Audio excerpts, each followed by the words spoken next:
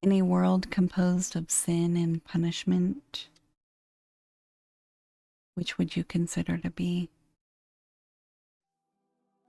The sounds flow effortlessly off his breath, treading the light as they fall. It takes me a few minutes to register their meaning before they fade into the dull ringing clawing the edge of my consciousness. That's right. I think I was being punished again. There's a searing pain radiating from my back. For all the pain you caused me, I'll have to pray for you. I should pray for myself, too. The light cascades over him, leaving a breathtakingly beautiful scene in his wake. With his slender hands clasped in prayer, a nearly audible melody melts off his lips. A prayer. Oh, God probably won't listen to my prayers anymore. Even they come from an angel. An angel. His voice is so light and airy, I feel like I could slip through my fingers if I were to grab it. It's almost as if it's floating just outside of my reach.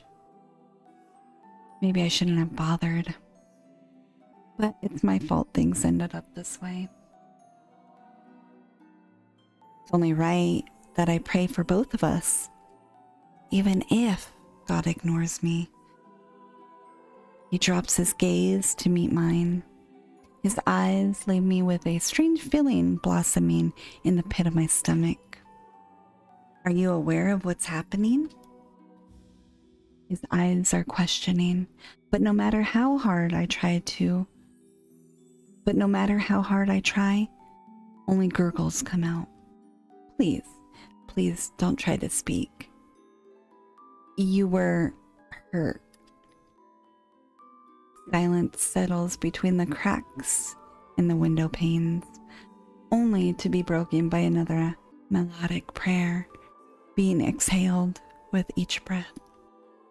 I've missed you.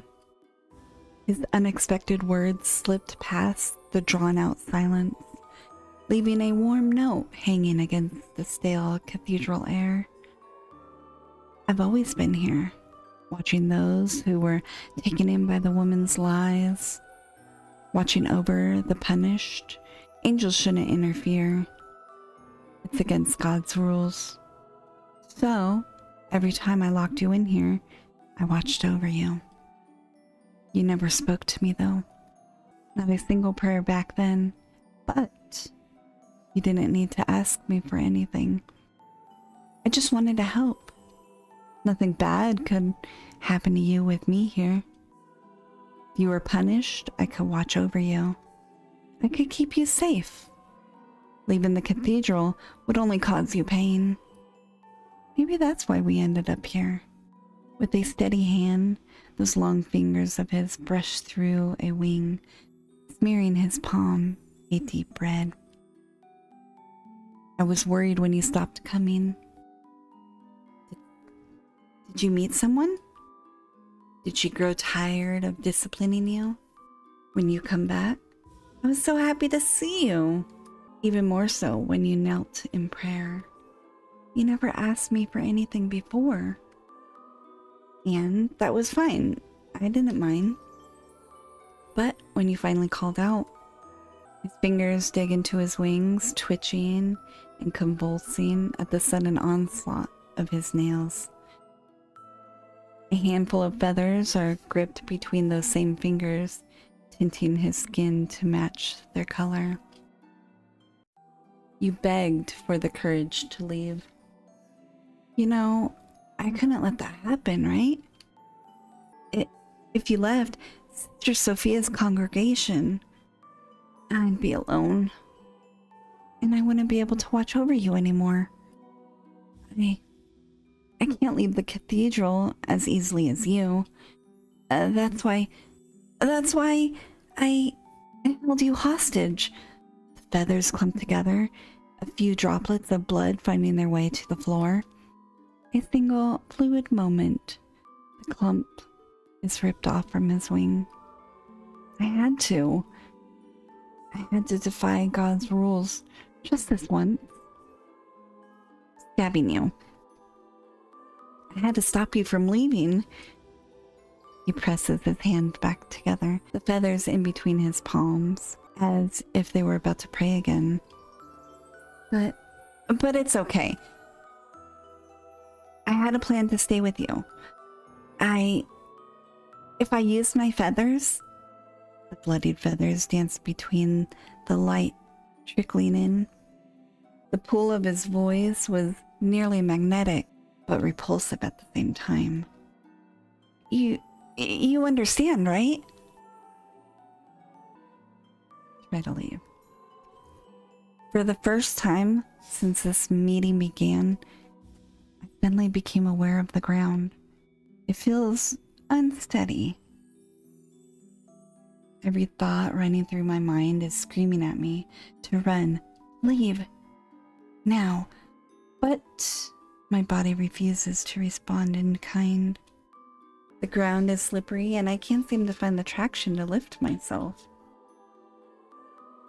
All I can feel is an ever-growing numbness accompanied by a pain that would be enough to bring me to my knees on its own. If I could even manage to do so in this pitiable state. Everything flashes red. You still want to leave? Even after everything I said? Deeper. I can't let you leave me like that again. And deeper red. Don't worry. Even after you stop breathing, I'll still be here with you in our cathedral. I wouldn't want to leave you alone. Reach out to him. I never thought that wanting to leave Sister Sophia's grip would lead to this. He was as scared as I was. Unfortunately, my shaking hand doesn't make it. Instead, I find myself with a fistful of fabric. I knew you'd understand. For a moment, it feels like time has stopped. He kneels down and gently pets my hair, his gaze turning that feeling in my stomach into something unbelievably warm. But when I notice the feathers on his hand, an instinctual fear kicks in. I'm sorry. It has to be while the wound is fresh. Please, try to bear it. I feel them touch my back and immediately the pain floods my mind's eye. It feels like they're crawling under my skin. Once they settle into the bone, the pain should settle down. When they grow, they'll still be incomplete. But I'm happy we'll stay together. Everything turns bright red, his words being drowned out by the pain. I think he's holding my hand. I can't tell. All I can imagine is the portrait of bloodied feathers